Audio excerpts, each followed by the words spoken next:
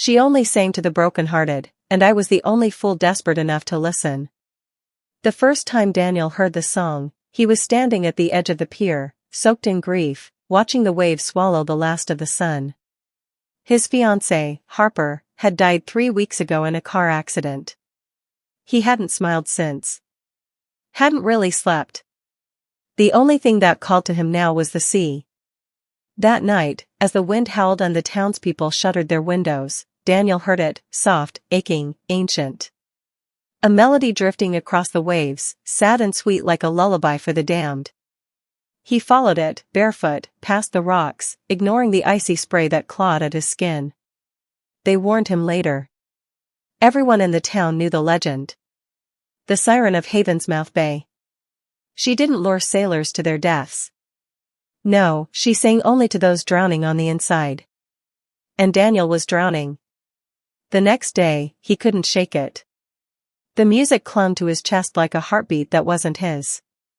When he told his sister Ellie, she looked at him with fear, not pity.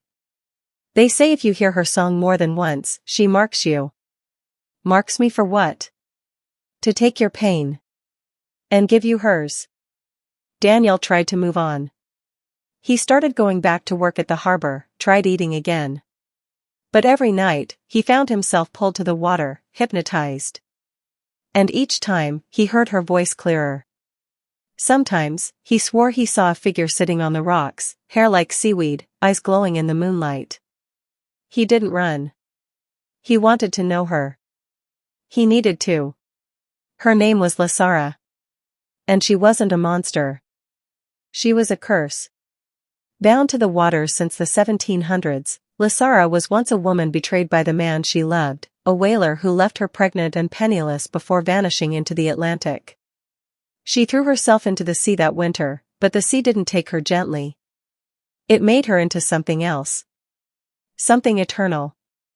A siren who would forever feel the pain of abandonment, and echo it in song. Every few decades, someone hurt her. And if they came close enough, she'd pull them under, not to kill, but to trade.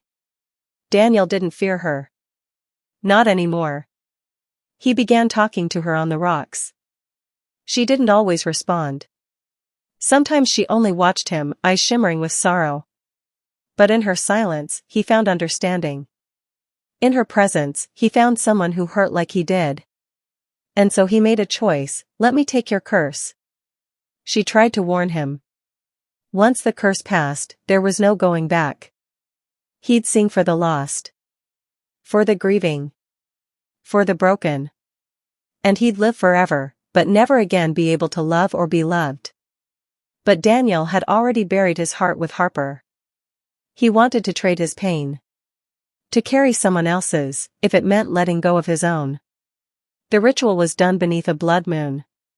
Lasara sang one last time, and when she kissed him, it felt like the ocean opened in his chest. He gasped, and suddenly, the pain that had weighed on him for weeks began to dissolve, washed away by centuries of sorrow he could barely contain. She vanished after that. And Daniel was alone. But now, the song belonged to him. Years passed. The townspeople began to whisper of a new siren. A man. A voice like velvet and salt, singing on stormy nights. Some said he saved lives. Others said he stole them. But the truth was quieter. Daniel sang for the broken-hearted. He sang for the drunk woman on the pier who'd just lost her baby. He sang for the teenage boy who felt invisible in his own skin. He sang for the old man who sat in his boat alone every Sunday, waiting for a wife who'd been gone for 20 years. And in doing so, he absorbed the pain of others, freeing them, but carrying it all himself. It was unbearable, sometimes. It burned like fire in his throat. But he endured. Then one night, he heard her.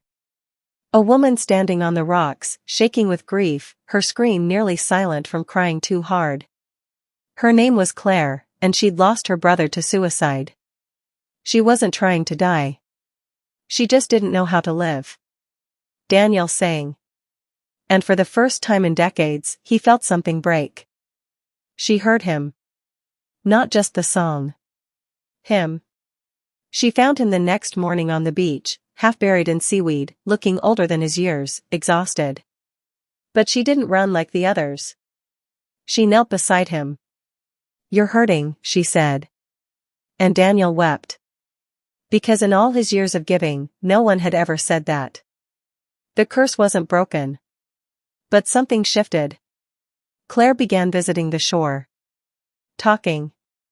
Sharing her grief. And Daniel, instead of singing it away, learned to listen. And slowly, painfully, he realized he didn't need to be cursed forever. Because maybe the real healing didn't come from trading pain, but from understanding it. From facing it. And sharing it. One night, Daniel stood at the edge of the sea, voice full of emotion. But this time, the song wasn't for the broken. It was for Lasara. A thank you. A goodbye. A promise.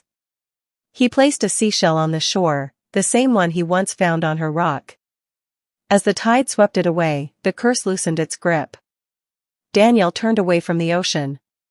Behind him, Claire stood waiting. We all carry something heavy. But healing doesn't always mean forgetting. Sometimes, it means letting others carry it with you.